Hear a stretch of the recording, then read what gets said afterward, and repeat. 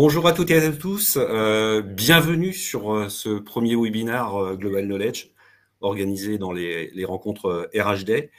Je suis Yann Mazuet, responsable employabilité chez Global Knowledge et je suis accompagné par Neila Amadash de Numéum. Bonjour. Et Camille Bentage d'Allion. Bonjour. Voilà. Vous aurez, alors ce webinaire est bien évidemment enregistré, des questions vous seront posées. Vous avez bien évidemment la possibilité de chatter en ligne et de nous poser toutes vos questions. On tâchera d'y répondre pendant le webinaire et a posteriori du webinaire parce qu'on sait qu'il va y avoir de nombreuses questions. Et puis, évidemment, c'est un bon moment d'échange pour parler d'un sujet préoccupant actuellement qui est effectivement les métiers en tension autour de l'IT et donc comment financer son projet de reconversion dans l'IT. Donc c'est pour ça que je vous propose l'agenda suivant. Donc après cette brève introduction, c'est Neila Amadash de Numéum qui parlera de l'état du marché dans l'informatique. On parlera aussi des perspectives, et pour trouver des solutions, voilà, vis-à-vis de cette pénurie d'emploi. Je prendrai la main pour parler des dispositifs de reconversion et de financement. Donc, on parlera plus particulièrement des dispositifs pour demandeurs d'emploi, donc la préparation opérationnelle à l'emploi. Et vous aurez le témoignage de Camille qui interviendra. Ce sera en interaction et qui vous parlera de son expérience. Elle aura peut-être même quelques demandes à l'assistance. Et puis, on parlera aussi de l'alternance, qui est un vrai sujet de pointe. Et on aura l'occasion d'en discuter aussi avec Neila Amadash. Voilà. Donc, nous démarrons. Je vous parle très rapidement de Global Knowledge. Donc, on est un organisme de formation international. On forme plus de 200 000 personnes dans le monde, avec bien évidemment deux axes majeurs. Un, les plans de montée en compétences pour les salariés. Donc en France, ça se matérialise en termes de financement par le CPF, le compte permanent de formation, par les actions collectives, par les actions de plan, etc., sur les métiers porteurs. On parle aussi beaucoup d'académies d'entreprise, par les temps qui courent, voilà. Et puis le sujet, comment dirais-je, important de ce webinaire, qui est effectivement la reconversion. Donc, on parlera de l'alternance et puis des dispositifs de financement de Pôle emploi. Auparavant, j'avais oublié de poser la première question. C'est qu'on aimerait, vu que vous êtes très nombreux, savoir qui vous êtes. Et donc, effectivement, vous avez sur le côté un sondage qui s'affiche. Et donc, ça nous permettra aussi de personnaliser au mieux ce webinaire et puis de répondre au mieux aux questions qui sont posées. Voilà, on va laisser quelques instants, le temps d'avoir effectivement les premiers retours.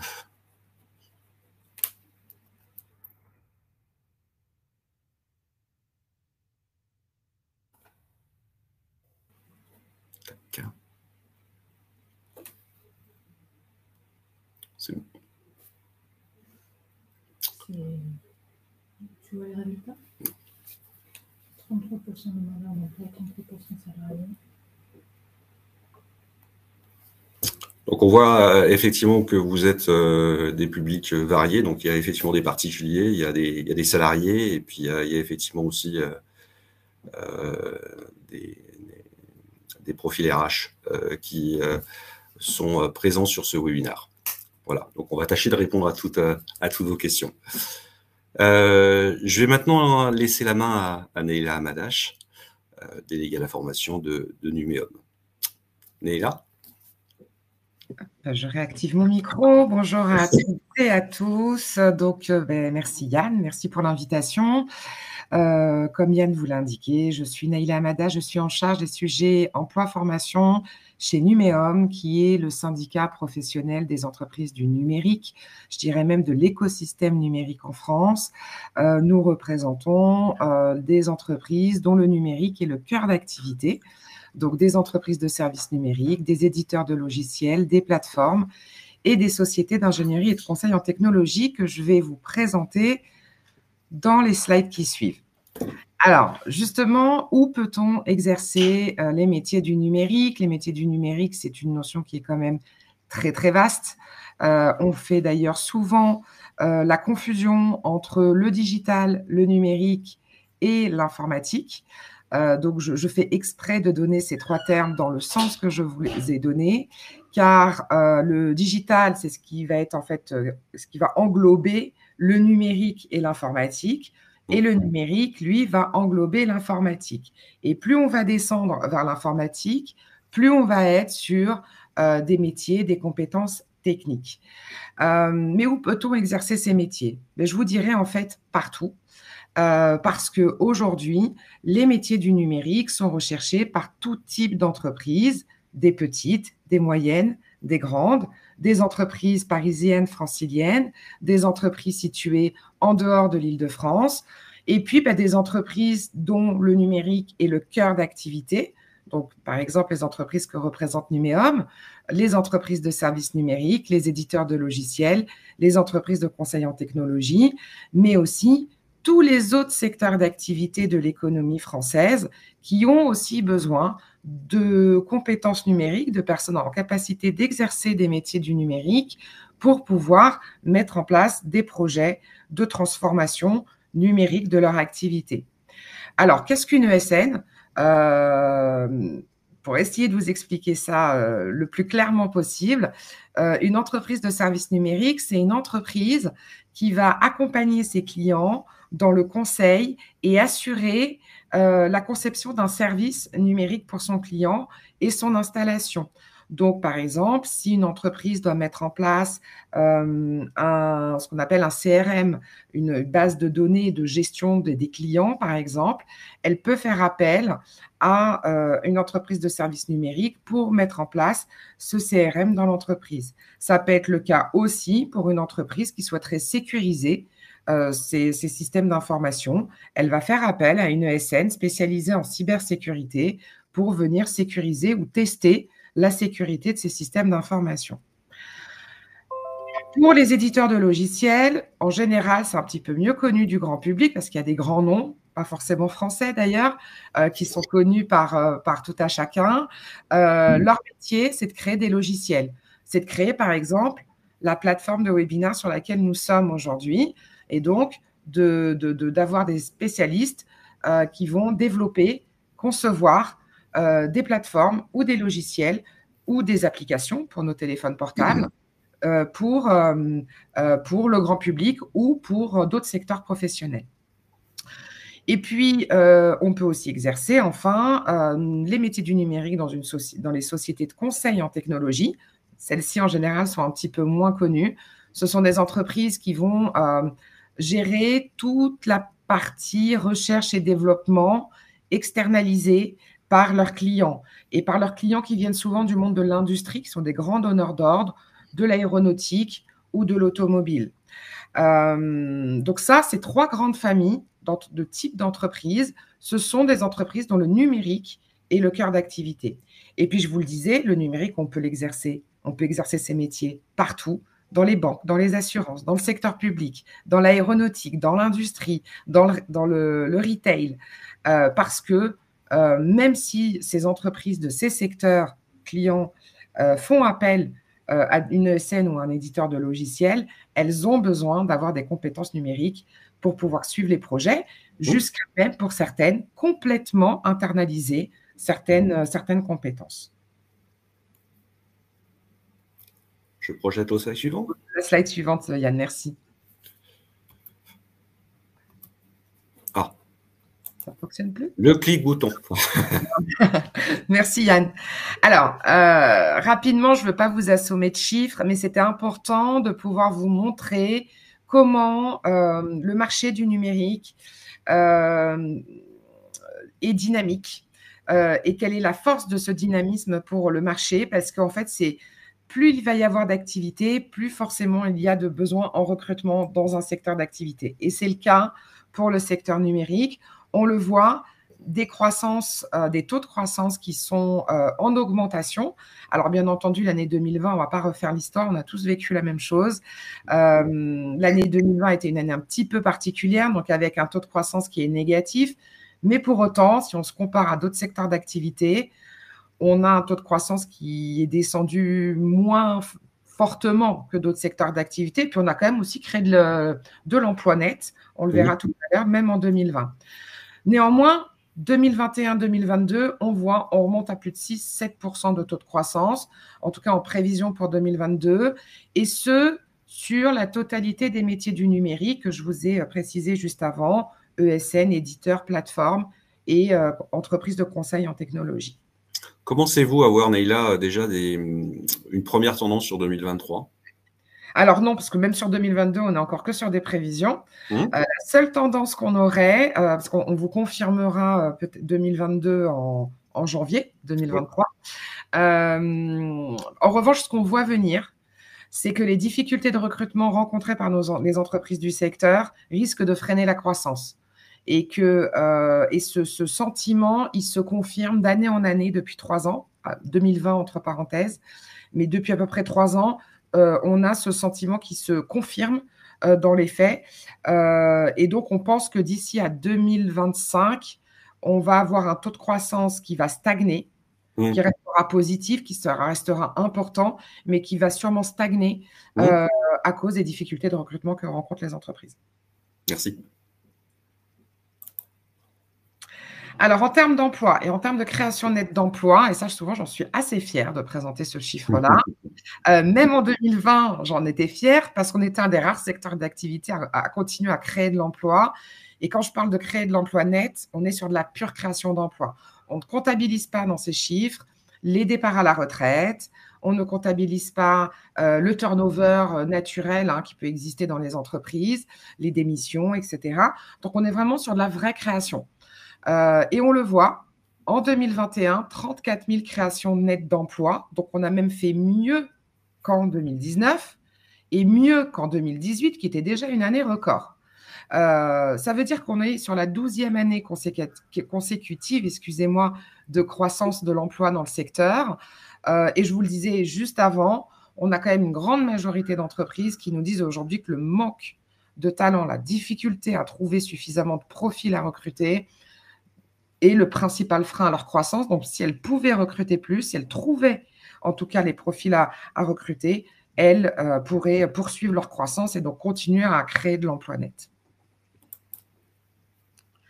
Quelques chiffres importants sur le secteur qui sont plutôt positifs. Je commencerai par le premier qui est tout en haut de la liste en dernier. Enfin, je finirai par celui-ci plutôt, parce que c'est peut-être le plus négatif de tous. On le voit, une forte part de jeunes de moins de 30 ans dans le secteur d'activité. En revanche, on voit aussi qu'il y a un peu plus d'un quart de plus de 45 ans. Et c'est une tendance qui va en augmentant pour les plus de 45 ans. On nous dit souvent que c'est un secteur qui préfère les jeunes, qui n'aime pas trop les seniors. Ça commence un petit peu, l'équilibre commence un petit peu à s'inverser dans le sens où aujourd'hui, les entreprises ont aussi besoin de conserver des expertises, des gens qui ont de l'expérience et qui vont pouvoir intégrer et accompagner les jeunes profils dans l'entreprise. Et donc, ces profils plus seniors sont de plus en plus fidélisés dans les entreprises. Ils sont aussi de plus en plus chassés par des concurrents. Mais en tout cas, voilà. Donc, on a une tendance à conserver les seniors qui est de plus en plus présente.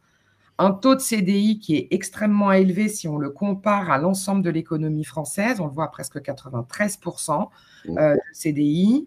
Un taux de cadre aussi très, très important, toujours en comparaison alors, au reste de l'économie française. Nous sommes à plus de 72% de cadres dans le secteur, alors que l'économie française est en moyenne à un peu plus de 16%. Donc, on est en effet sur des profils plutôt bien qualifiés et avec des statuts en entreprise plutôt élevés. Puis une rémunération brute moyenne aussi, qui est bien plus importante que dans le reste de l'économie française. Alors, ne me demandez pas dans le chat des salaires par métier, par domaine de compétences, etc. Vous vous doutez bien que compte tenu des tensions qu'il y a sur le marché de l'emploi dans le secteur, les questions de rémunération sont des questions ultra sensibles pour les entreprises, même si je comprends bien que pour notamment des personnes qui souhaiteraient intégrer le secteur ou qui souhaiteraient avoir des mobilités au sein du secteur, c'est des questions importantes.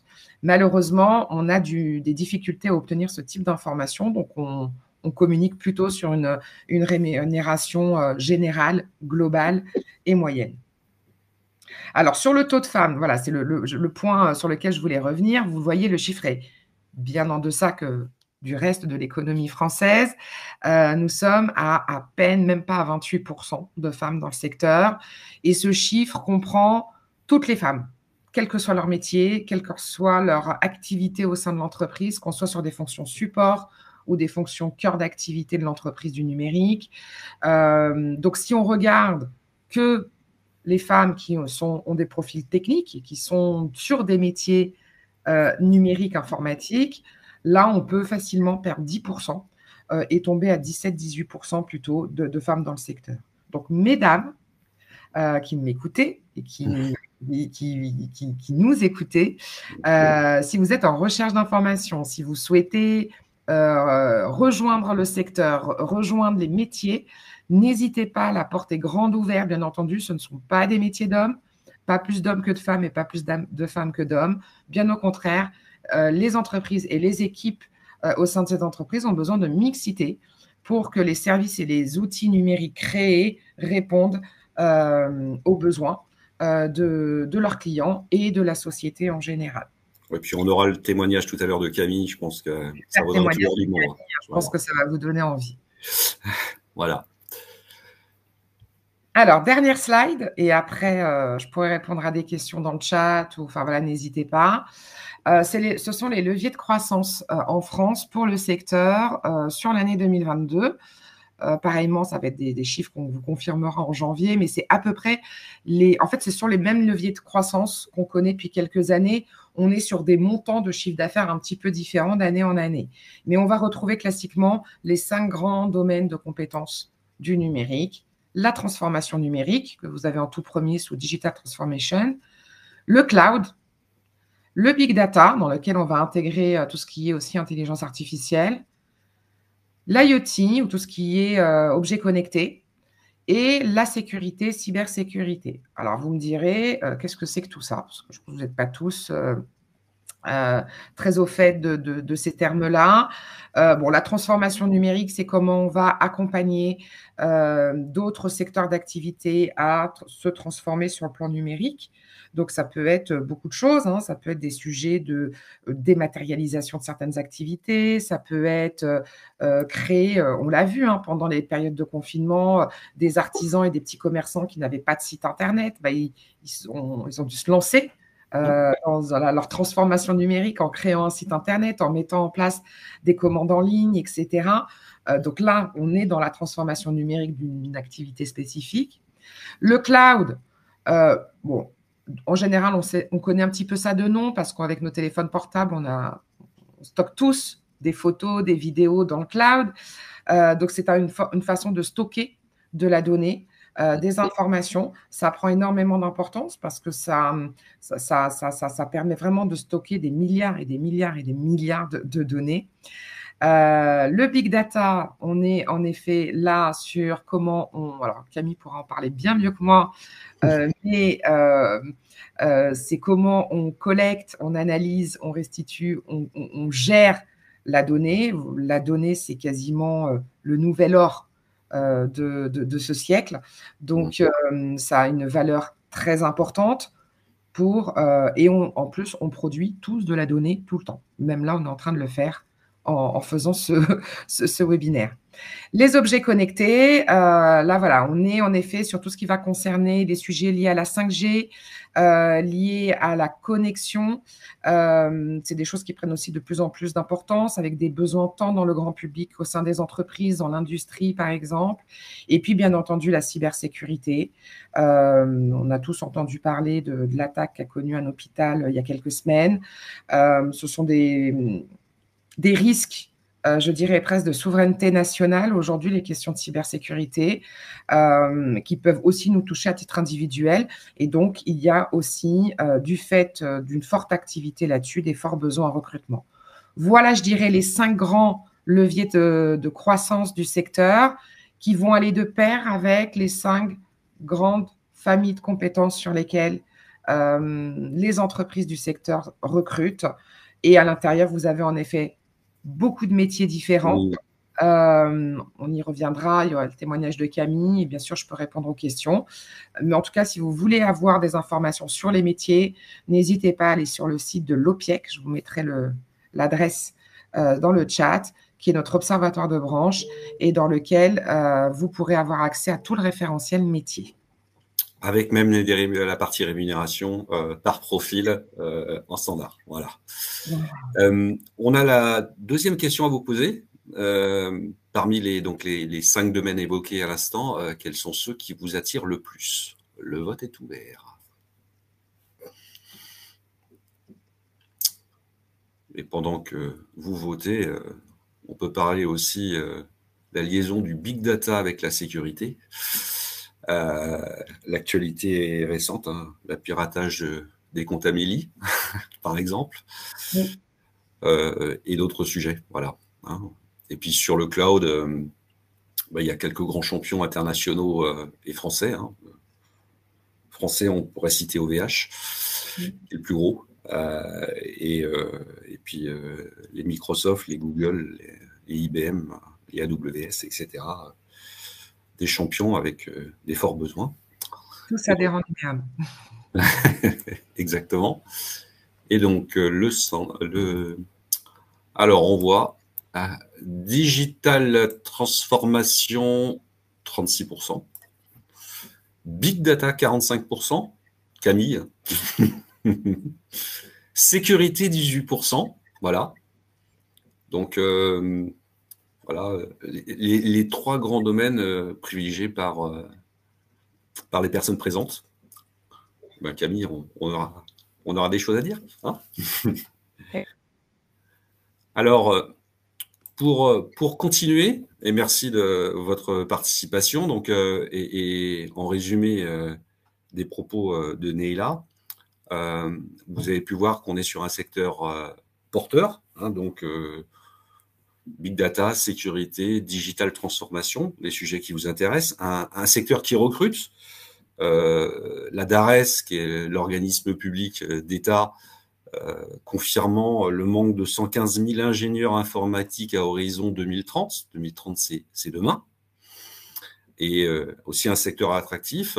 Alors, nous aussi, on a mené à bien quelques sondages internationaux chez les clients finaux et chez les ESN. Donc, on pourra aussi, à demande, diffuser ces études qui sont disponibles via notre site, avec des salaires qui oscillent entre 35 et 100 K pour les premières années. C'est plutôt sympathique. Voilà. Mais, comme nous le disions tout à l'heure, effectivement, des gaps de compétences entre les profils et les postes à pourvoir, la difficulté pour un certain nombre de salariés à répondre aux enjeux et donc des besoins de monter en compétences. Et puis les décideurs informatiques aussi qui accordent une priorité à la formation et j'aurais tendance à dire au recrutement pour répondre à leurs enjeux et à leur activité. Voilà pourquoi on va commencer à parler un peu de solutions. Et donc pour les demandeurs d'emploi, parce que je crois qu'il y a un certain nombre de personnes présentes dans l'auditoire, il y a effectivement un dispositif qui existe depuis 2014, je crois, qui a été initialement cofinancé avec l'OPCO. Hein, donc l'OPCO, c'est le financeur de la formation des branches professionnelles et Pôle emploi.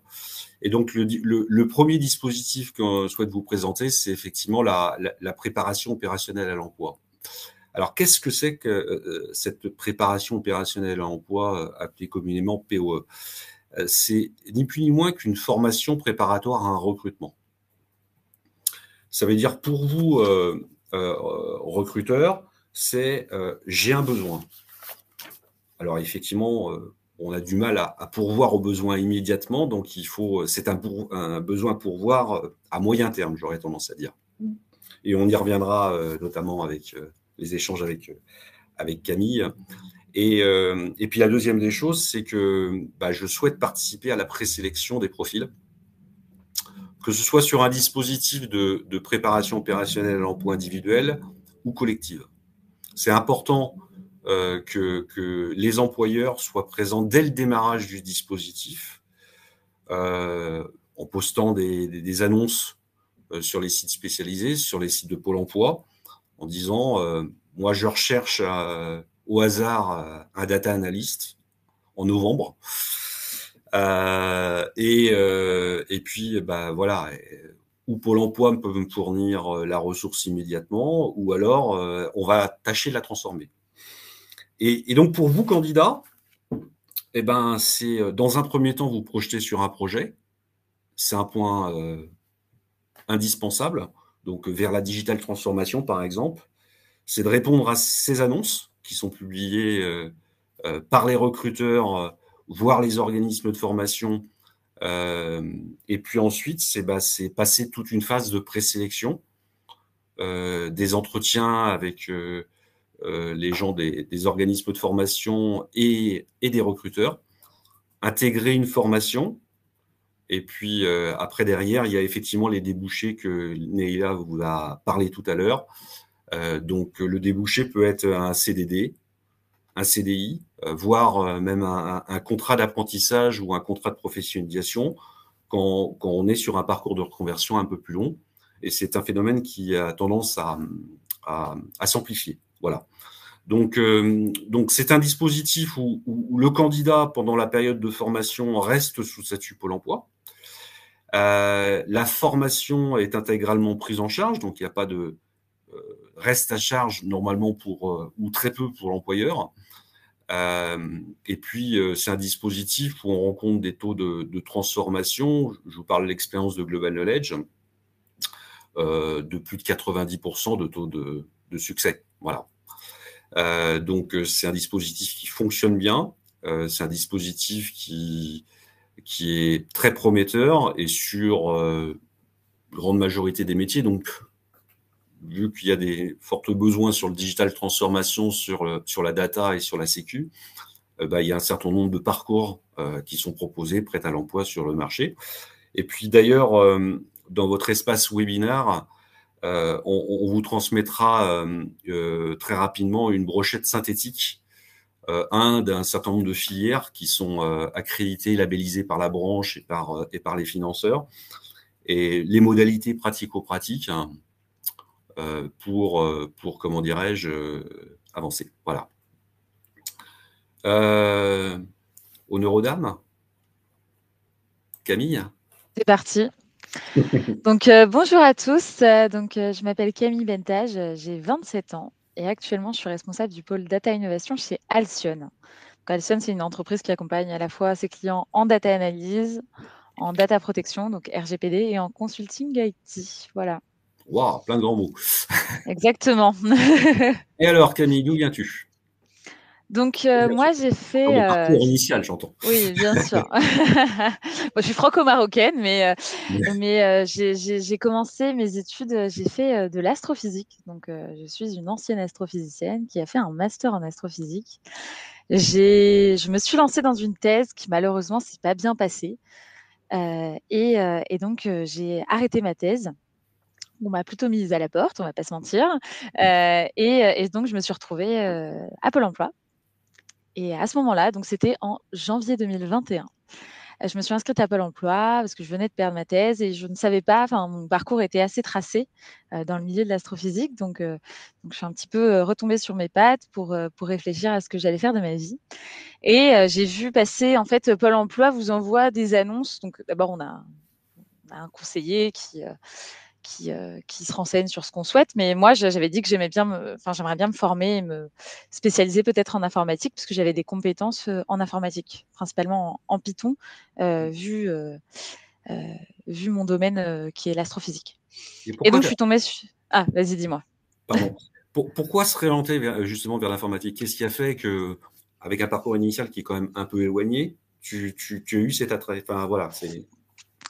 Alors, en fait, c'est pas si éloigné que ça, l'astrophysique et l'informatique. Le problème, c'est que j'avais un master en astrophysique, en recherche en astrophysique. Donc, les employeurs ne pouvaient pas se projeter sur mes compétences informatiques. Et pourtant, j'en avais. Ça faisait 7 ans que je codais. J'ai fait de l'analyse de données, mais qui était spécifique à des étoiles, forcément. Et donc, je me suis dit, mais c'est les capacités que j'ai, c'est quelque chose que j'apprécie dans ma formation ou dans mes stages que j'ai fait à l'étranger, donc au Chili et en Suède. Et donc, je me suis dit, c'est l'occasion pour moi de me spécialiser peut-être un petit peu plus et de découvrir ce métier réellement, avec une plus grande... En fait, ça ouvrait beaucoup plus d'opportunités. C'est un domaine qui est beaucoup plus ouvert et qui me permet de faire ce que je veux. On peut utiliser la data et donc le code dans l'astrophysique, mais aussi dans la santé, dans plein de domaines. Donc, c'est pour ça que je me suis réorientée à ce niveau-là. Donc, j'ai fait une POEC. Donc, j'ai été sélectionnée pour faire une POEC qui a duré du mois d'avril au mois de juillet. Moi, celle que j'ai faite, c'était une POEC spécifique data analyst. Et donc, ils avaient tous, le critère pour cette POEC, donc que j'ai fait avec Global Knowledge, c'était d'avoir un bac plus 5 scientifique. Mais pas besoin de maîtriser des langages informatiques, pas besoin de maîtriser des outils de visualisation. Donc, moi, c'était mon cas, mais il y en avait qui n'avaient pas forcément... on était un petit peu mélangés. Donc, ça nous permettait d'apprendre. Moi, j'ai découvert d'autres langages informatiques. Ça me permettait aussi d'apprendre à certaines personnes certains langages informatiques que je maîtrisais. C'était vraiment une classe. Alors, c'était à distance, mais c'était vraiment une classe. En plus, j'ai dit 2021, mais c'était 2020, pardon. C'était à distance parce que c'était le Covid. Je viens d'y repenser. Le temps passe vite. Pendant 4 mois, voilà. C'était une petite classe. On était max 40, je crois. Et on travaillait avec différents professeurs. Voilà comme ça s'est passé pour moi. Et quels étaient pour toi les bénéfices du dispositif POE, justement?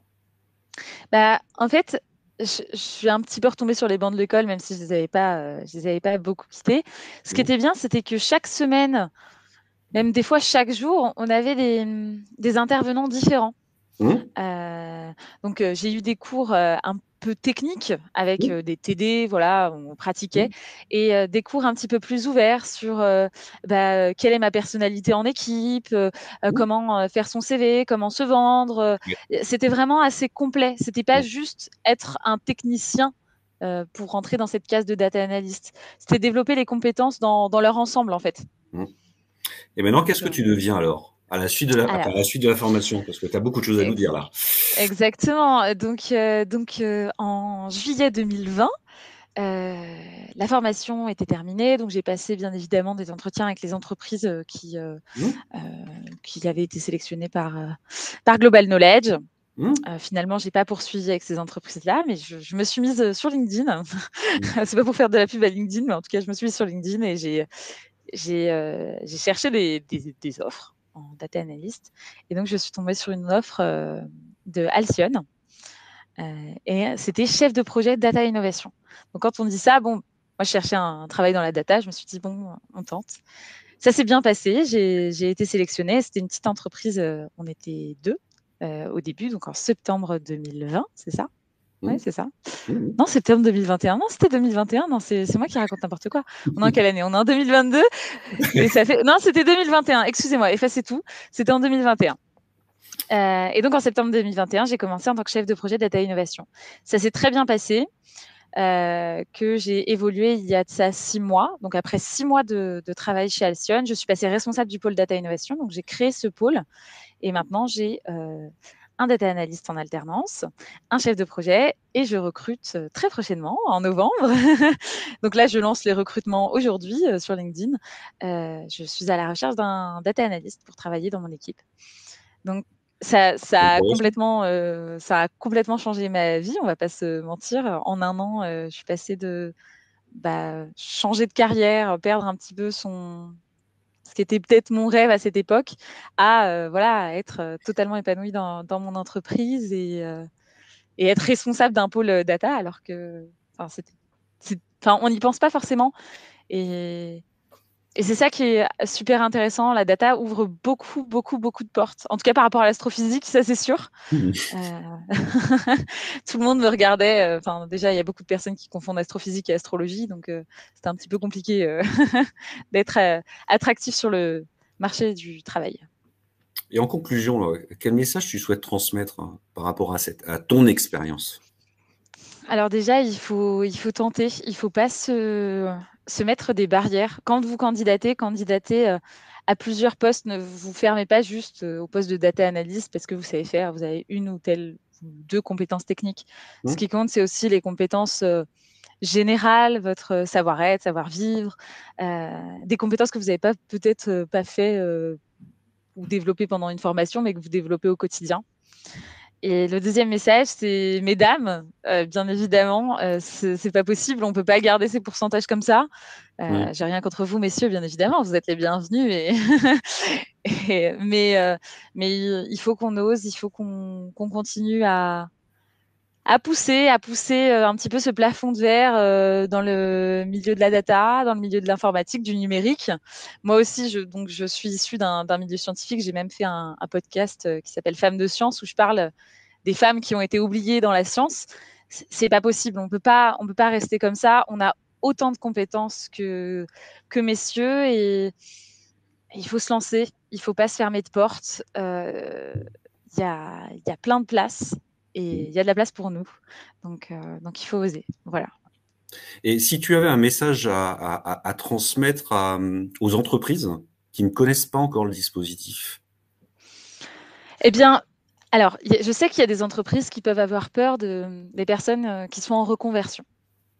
Alors, il ne faut vraiment pas avoir peur parce qu'on est... moi, je viens d'un parcours scientifique, mais les autres personnes que j'ai rencontrées en POSC venaient de plein de milieux différents, avec des âges différents, avec des expériences différentes.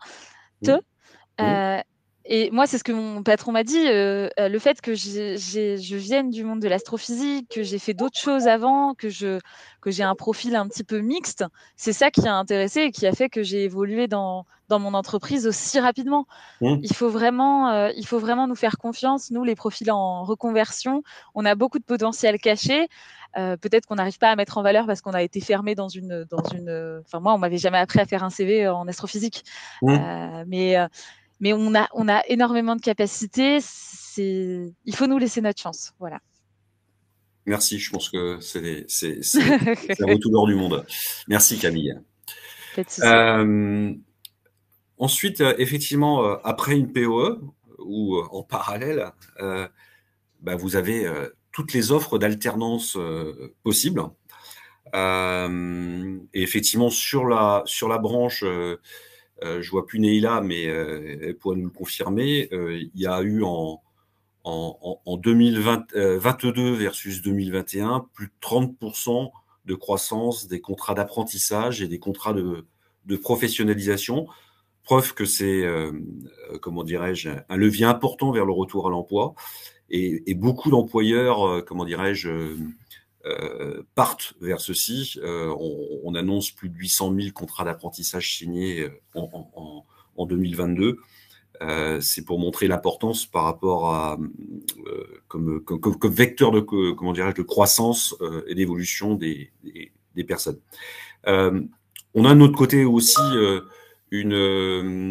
comment dirais-je une solution, une proposition à diplomation Bac+5 niveau 7 européen sur des contrats avec un titre d'expert projet digital qui peut aussi bien concerner des profils qui vont vers la digital transformation, vers la cybersécurité, vers la data.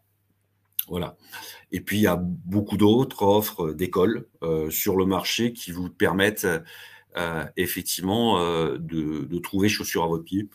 Avec, vous le verrez aussi, de plus en plus de rentrées décalées. Donc la rentrée de septembre-octobre, il y a aussi des rentrées en janvier-février, il y a des entrées en mai, juin, etc., etc. Donc il y a une offre qui évolue. Nous, on va aussi travailler beaucoup sur de la diplomation autour de la data dans les prochains mois pour proposer des solutions alternatives sur le sujet. Voilà. On a une troisième question à vous poser. Parce qu'on a parlé de savoir qui vous étiez, ensuite quelle était un peu l'aspérité sur les 5 grands domaines, et puis maintenant on va parler métiers, voilà. Et ça nous intéresse de savoir quels sont les métiers. Alors, on a listé quelques-uns, on ne peut pas tous les lister. Vous avez la possibilité dans le chat aussi de mettre votre aspérité, hein, si vous ne trouvez pas dans la liste jointe le métier ou les métiers que vous souhaiteriez avoir. Et puis, bien évidemment, on se tient aussi à disposition pour parfaire votre projet professionnel, hein, ce qui est un point important, parce qu'effectivement, que ce soit sur la POE, que ce soit sur la partie alternance, il y a plusieurs projets professionnels possibles, une diversité d'offres pour tout public, hommes et femmes. Je ne sais pas, Neila, si vous souhaitez rajouter des choses sur le sujet. Non, vous avez été hyper complet. Puis je crois que le témoignage de Camille est assez parlant. Moi, je voulais peut-être revenir juste sur la partie alternance que vous avez présentée. On oublie souvent que les dispositifs d'alternance sont des dispositifs qui permettent vraiment d'accompagner de façon structurelle et durable vers nos métiers. Ils peuvent s'articuler avec d'autres dispositifs. On vous a parlé de la POE. On peut tout à fait imaginer une POE suivie d'un contrat en alternance. C'est un contrat de travail qui permet vraiment d'intégrer l'entreprise en continuant à se former et en accumulant de l'expérience professionnelle. Donc, pour des personnes qui se disent le numérique, c'est pas pour moi. Moi, j'ai pas fait d'astrophysique, je n'ai pas codé depuis 7 ans. Excuse-moi Camille, hein, je me permets de prendre ton exemple. L'alternance, peut-être articulée avec d'autres dispositifs comme la POE, va permettre à des personnes beaucoup plus éloignées, tant sur l'expérience professionnelle, le niveau d'études, etc., de pouvoir venir vers ces métiers. Il y a des métiers techniques dont on a besoin, on en a beaucoup parlé aujourd'hui, mais il y a aussi des métiers moins techniques qui sont en tension. Moi, j'ai vu la reconversion de commerciaux, par exemple, des commerciaux dans d'autres secteurs d'activité qui sont devenus business développeurs dans le secteur du numérique. On a besoin de profils commerciaux dans le secteur. J'ai vu des profils pas du tout scientifiques entrer dans le consulting, devenir consultant en big data, consultant en cybersécurité. Et ces formations vous permettent d'intégrer des notions importantes, techniques, sans forcément derrière devoir vous coder ou vous aller gérer la partie technique des projets. Donc, voilà. Donc, l'alternance, pensez-y, que vous soyez recruteur ou en recherche de reconversion, parce que vraiment, même si vous êtes plus éloigné de ces métiers-là, avec des profils pas scientifiques, ça peut permettre d'accéder au métier. Et juste un petit mot pour dire que notre branche professionnelle, l'année dernière, était la 2e branche après le bâtiment en nombre de contrats d'apprentissage. Donc, les entreprises du secteur recrutent. Pour compléter aussi ces propos, sachant qu'il y aura une autre question qui est intervenue dans le chat. Les soft skills, c'est une part très importante et c'est ce qu'on va valider dans le cadre de votre projet professionnel. Donc, le savoir-être est indispensable, même si dans un parcours pédagogique de reconversion, on va y mixer un peu de technique quand le métier est très technique. On va aussi mettre de la méthode, du management. On va y rajouter aussi un peu de soft skills. N'oubliez pas que le soft skill, c'est quelque chose de prioritaire. Hein. La conduite du changement, ça passe par effectivement des proportions de public comment dirais, à être à l'écoute, à avoir envie d'apprendre. Camille, je ne sais pas si tu veux rajouter quelque chose là-dessus. Non, mais je suis tout à fait d'accord. J'acquiesce grandement. Et pour revenir un petit peu sur s'il y a des entreprises qui sont présentes et qui hésitent à recruter, on a vraiment cet avantage-là, je pense, nous, les personnes qui se reconvertissent. Parce qu'on a vu plusieurs domaines, on a vu plusieurs choses, et donc on développe des soft skills peut-être un petit peu différentes que quelqu'un qui a suivi un parcours linéaire avec école d'ingénieur et qui a fini ingénieur. Ok. Et on a vu que le webinaire va bientôt arriver à sa fin, on a aussi des questions sur le financement, la reconversion pour des salariés. Alors, je peux commencer, et Neila, si vous pouvez éventuellement compléter. Donc, il y a effectivement des offres disponibles sur mon compte formation, avec le CPF, avec des offres de formation diverses et variées. Donc, effectivement, vous avez un compte monétisé en fonction de vos droits, où il peut y avoir un abonnement aussi par un certain nombre de financières complémentaires, que ce soit régionaux ou éventuellement d'OPCO. Il y a bien évidemment les plans de formation de vos entreprises qui peuvent obtenir aussi des cofinancements. Je ne sais pas, Neila, si vous voulez rajouter. Oui, je peux peut-être compléter les deux premiers dispositifs que vous avez cités, Yann, par deux autres dispositifs. Le premier, c'est, alors trois même, je dirais. Le premier, c'est le CPF de transition professionnelle qui fait le lien avec le CPF que Yann vous a présenté, qui va venir utiliser le CPF que vous avez, auquel vous avez accès, mais qui peut être abondé par les associations de transition professionnelle avec, dans certains cas, un maintien de votre rémunération. Donc, c'est l'ancien CIF, pour ceux peut-être qui connaissaient plutôt le CIF et les fonds GESIF. Voilà, ça a changé un petit peu de nom, c'est financé un petit peu différemment, mais l'esprit est là. Donc, pour les reconversions de salariés, c'est aussi un dispositif qu'on peut déployer. Le deuxième dispositif auquel je pensais, c'est la PROA, la promotion par l'alternance. C'est, alors peut-être s'il y a des DRH qui sont en ligne, vous avez connu les périodes de professionnalisation, de plus depuis 2018. Donc la PROA est venue elle permet de former des salariés qui sont en poste dans les entreprises sur des formations relativement longues et certifiantes ou diplômantes. La condition d'éligibilité du salarié, c'est qu'il ait un niveau Bac+2 maximum. Quel que soit le niveau de certification qu'il vise, il faut que le point de départ, en ce qui concerne le salarié, ce soit Bac+2 ou en dessous.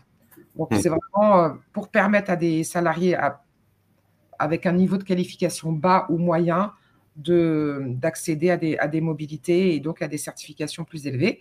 Et puis, je pense à un troisième dispositif qui est plus un dispositif collectif qui a été mis en place il y a un peu plus d'1 an par le gouvernement dans le cadre du plan de relance, qui sont les transitions collectives, et qui va permettre de reconvertir des personnes qui risquent de perdre leur emploi dans leur entreprise actuelle, mais d'aller sur des métiers dont on a besoin sur leur bassin de vie, ce qui permet de ne pas changer de région, par exemple. Donc, bien entendu, les métiers du numérique dans toutes les régions sont considérés en tension. Et l'objectif, c'est qu'il y ait une entreprise B d'accueil qui rapidement puisse intégrer la personne une fois qu'elle est formée. On peut aller sur des formations jusqu'à 24 mois, financées entièrement. L'objectif étant que ces personnes ne prennent pas le statut de demandeur d'emploi et passent salarié de l'entreprise A à salarié de l'entreprise B. D'accord. Merci Neila. Sachant qu'il y a une autre question qui intervient dans le chat, c'est quelle est la différence, et là je ne suis pas le spécialiste, entre la PROA et la transition pro? Alors, on va essayer, j'essaie de schématiser. C'est une bonne question, hein. de schématiser. Dans le cadre de la PROA, le salarié qui va entrer en formation dans le cadre de ce dispositif ne sera pas en congé. Il sera toujours salarié de l'entreprise, il sera une partie du temps en formation, une partie en entreprise pour mettre en application ce qu'il aura appris en formation, mais il reste complètement dans les effectifs, il est rémunéré par l'entreprise de façon normale et habituelle, avec accès à tous les droits. et lui incombe aussi tous les devoirs liés à son contrat de travail. Et la proie est financée par l'OPCO. Et il y a cette condition d'éligibilité que je vous ai dit sur le salarié à Bac+2 maximum. Et sur les CPF de transition professionnelle, le salarié va avoir un congé formation pour pouvoir réaliser sa formation s'il rentre dans le cadre d'un CPF de transition professionnelle. Et la formation, elle est financée en partie par le CPF du salarié, oui, et par les AT-Pro, qui sont les acteurs en charge du financement et de la gestion de ce dispositif. Voilà, je dirais, les grandes différences. Et il n'y a pas officiellement, il n'y a pas de critères d'éligibilité qui concernent le salarié. Maintenant, c'est vrai que dans certaines régions, compte tenu de la disponibilité des fonds, on peut avoir des AT-Pro qui vont fixer quelques critères officieux pour gérer les fonds le mieux possible. Voilà, donc on peut peut-être favoriser plutôt des personnes à bas niveau de qualification ou qui ont des projets de reconversion dont on a sur des métiers dont on a fortement besoin sur le territoire. Voilà. Merci beaucoup, Neila.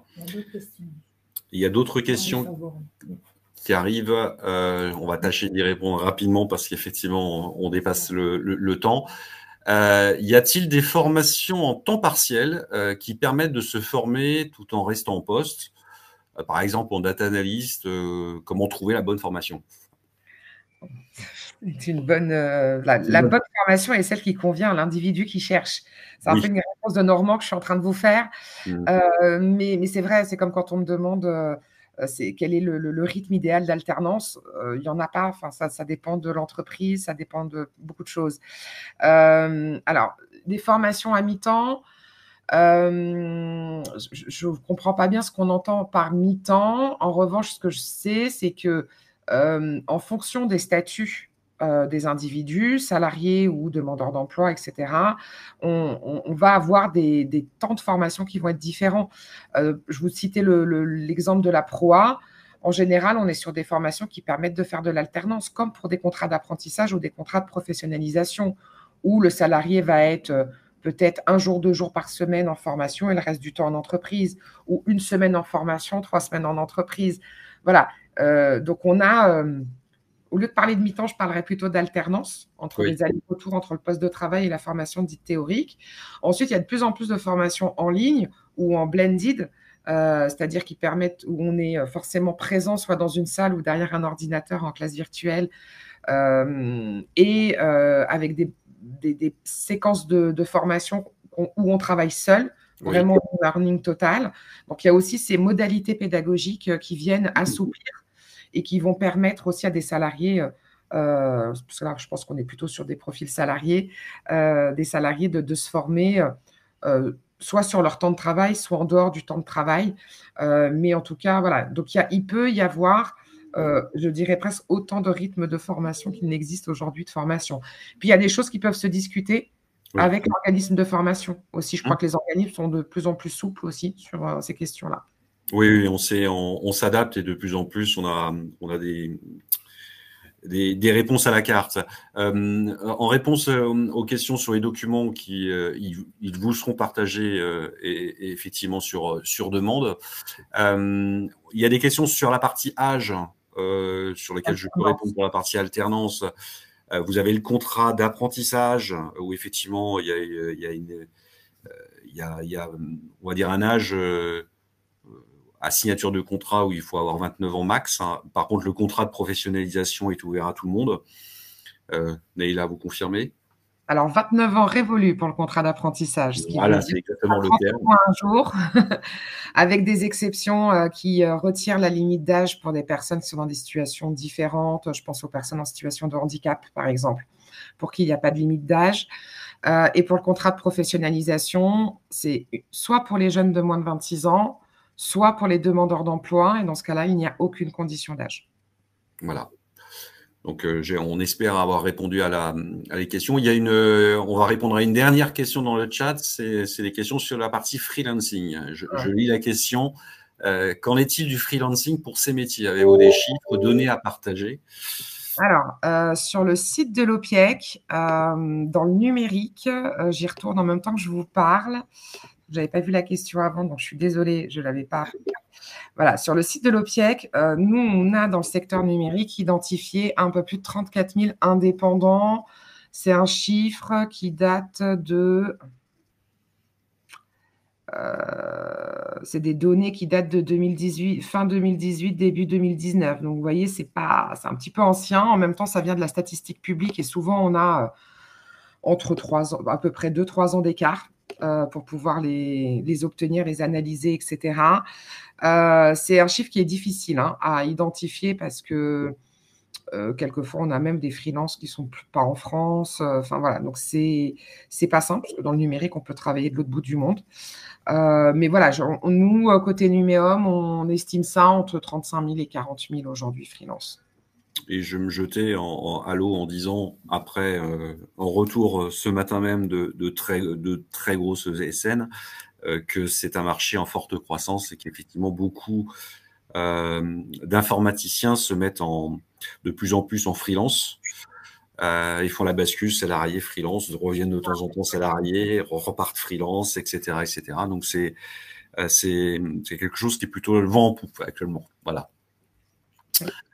On va devoir, parce qu'on a effectivement explosé les compteurs, finir ce webinaire. Bien évidemment, on tâchera de répondre à toutes vos questions par la suite, parce que et puis de vous fournir aussi les documentations que vous attendez. Je tenais tout particulièrement à remercier Nelima Amadash de sa participation et de son sourire. Merci, merci à vous. Et puis bien évidemment de Camille qui fait la promotion du métier de la data, de la féminisation de la branche, et puis qui est elle-même en recherche active d'un futur data analyst. Donc, vous voyez, elle recrute elle-même. Un ou une future data analyst. Voilà. Voilà. Une personne compétente avec les sourires qui sera capable de travailler avec Camille. Ça va être très compliqué, je pense. Bon, merci à toutes et à tous. Je vous souhaite une très bonne fin de journée. Puis si vous avez d'autres questions, vous avez les sites de l'OPIEC, vous avez Global Knowledge aussi, où on a un site assez bien fourni. Et puis on a LinkedIn aussi. Ça fonctionne plutôt pas mal. Voilà. Je vous souhaite une belle fin de journée. Merci à toutes et à tous. Merci. Au revoir. Au revoir. Merci. Au revoir.